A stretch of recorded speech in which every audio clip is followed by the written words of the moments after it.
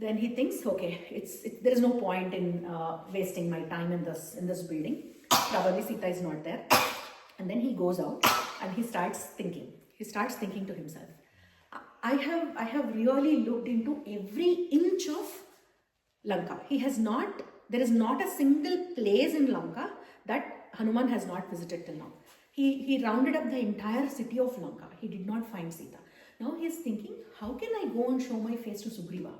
He gave me a task, having so much of trust in me. And now with what kind of face will Hanuman go and tell Sugriva that I couldn't find Sita? Maybe Sita is dead. Who knows? This monstrous guy killed him. Or Sita must have fell into the ocean while Ravana was bringing. All that Sampati told me. Sampati, do you know who remembers Sampati? Mm-hmm. Yeah, Jatayu's brother. Yeah, Jatayu's brother. So Sampati told me that we should find Sita in Lanka and no other place. With that said, I should find her here. If not here, then she's probably dead. How am I even going to give this news to Rama? Because Rama is so very, very sad, extremely sad, right? So I have no heart. I cannot face that guy Rama. The minute I deliver this news, Rama is probably gonna leave his mortal body. In the sense, Rama is gonna die probably. And Lakshmana cannot see Rama die. So he is thinking all these things in his head. Because when you are depressed, bad thoughts engulf you, right? Bad thoughts creep in your mind. So you just die? Yeah, because he loves Sita so much. That much that he can die? Yeah, he cannot live without Sita. That's what they told in the beginning, right? With you, wherever you are, that is heaven to me. Without you, it is hell. That is what Rama said. That is what Sita said. And they were true to their words. They are not just saying it for the sake of saying it. And once this guy, I was just kidding, you know what. They're not that kind of people. So they just die like that? Yeah. Rama loves Sita so much that he's ready to die. And then you said that Lakshmana cannot... Lakshmana is a very dutiful brother. Lakshmana is a different... it's like they are together in sorrow and pain and everything. Exile or empire, we do it together is what Lakshmana said, right? Yeah. It's not just like dying because you want to die, it's dying because you like... They're dying because there is no hope of life.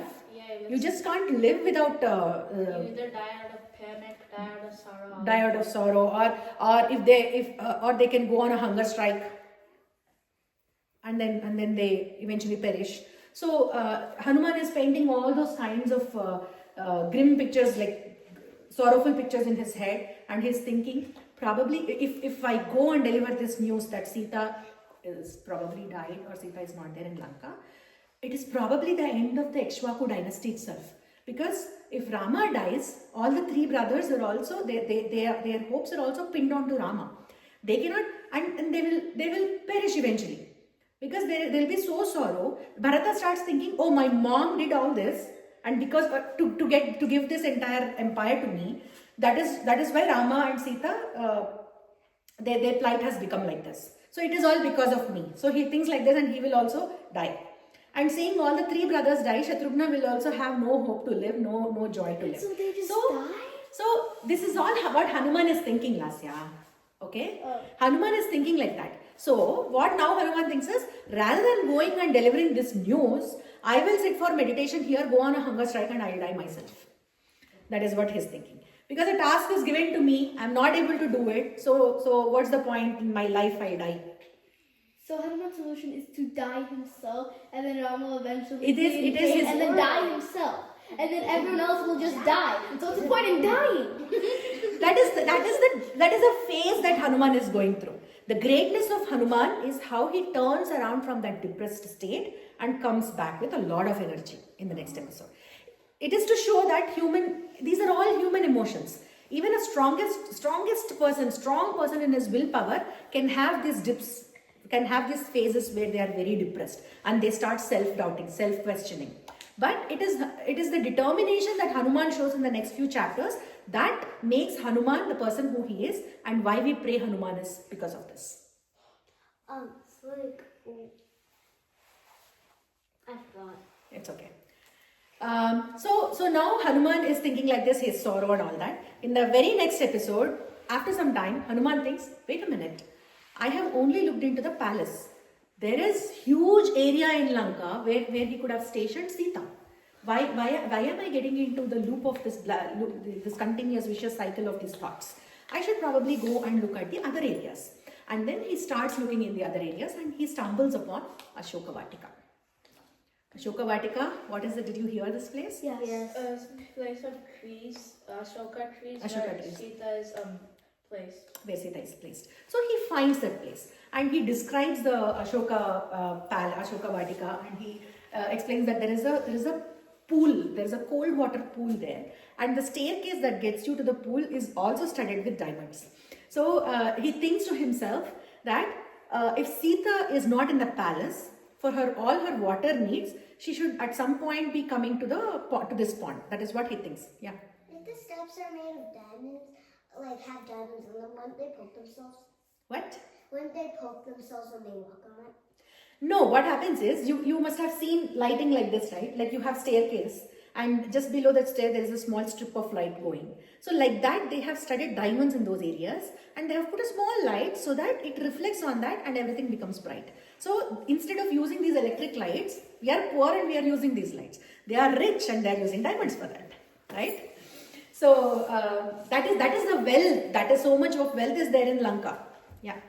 Of all the description, there isn't like all the same amount of diamond that is used in that city isn't there in the whole world right now. Probably no. There's not so many diamonds in the world right now, as much as Lanka had, because probably you know what happens. Earth goes through so many cycles, right? There are so many earthquakes happen, natural disasters happen. At that point of time, they get buried into the earth. Probably they are somewhere in the inner areas, inner layers of earth, right? Yeah. And this much and the richest man on earth can't afford this much diamond. Yeah, I know. Yeah. So like, why would Hanuman want to die? Like, No, that is his lowest point in his determination. He's not able to find Sita. He cannot. He's thinking of all bad things in his head. It's like every human being will go through these kind of emotions.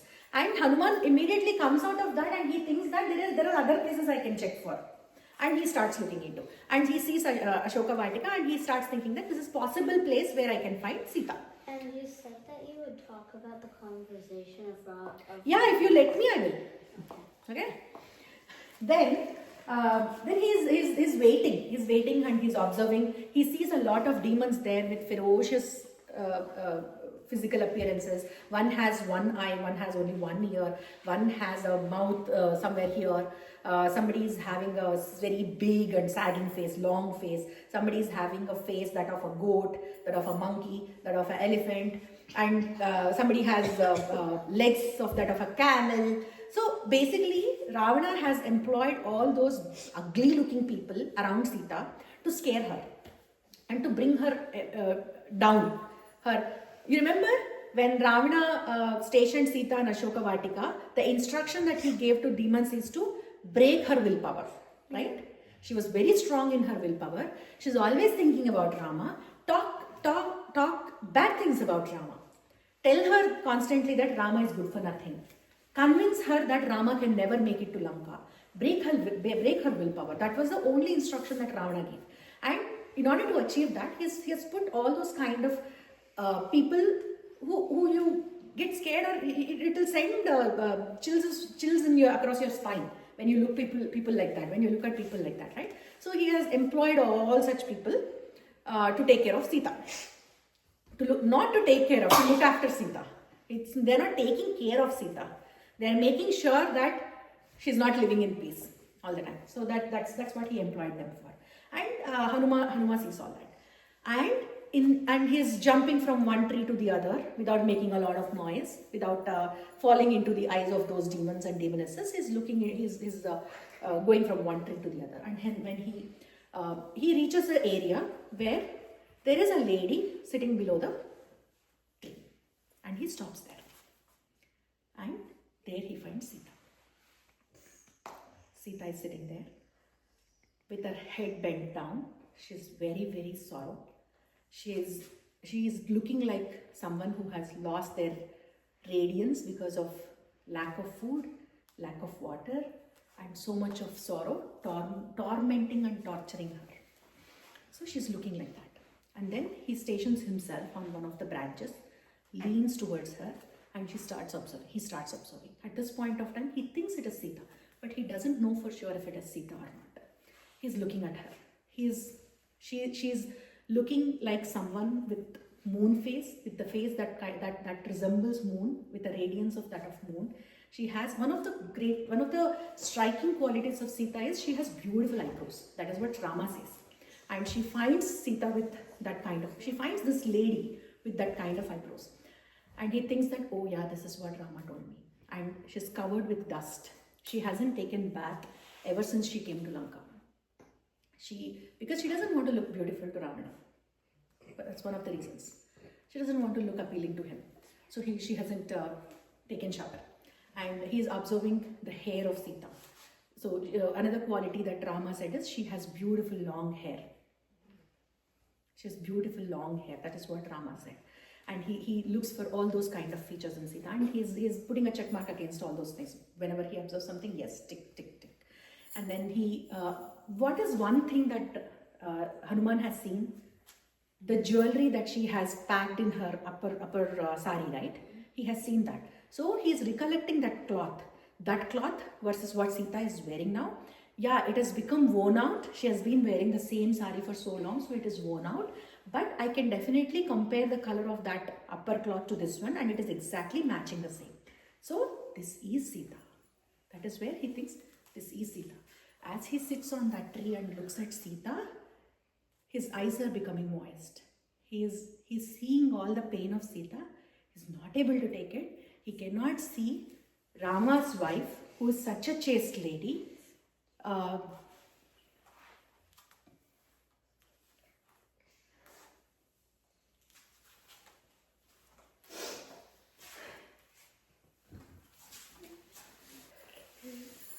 It is very emotional to read that. And Hanuman is describing Seetha. He's looking at her as his own mother, going through so much of pain for his own father. He's considering Seetha and Rama as his mother and father in that moment. And he's crying for her. He cannot see a woman going through so much pain. Someone going through so much pain, being in that kind of a state, but still not losing hope and not losing the path of righteousness. He just cannot believe his eyes because Ravana is constantly torturing her, tormenting her. He's telling her, I'm so rich, I'm so powerful.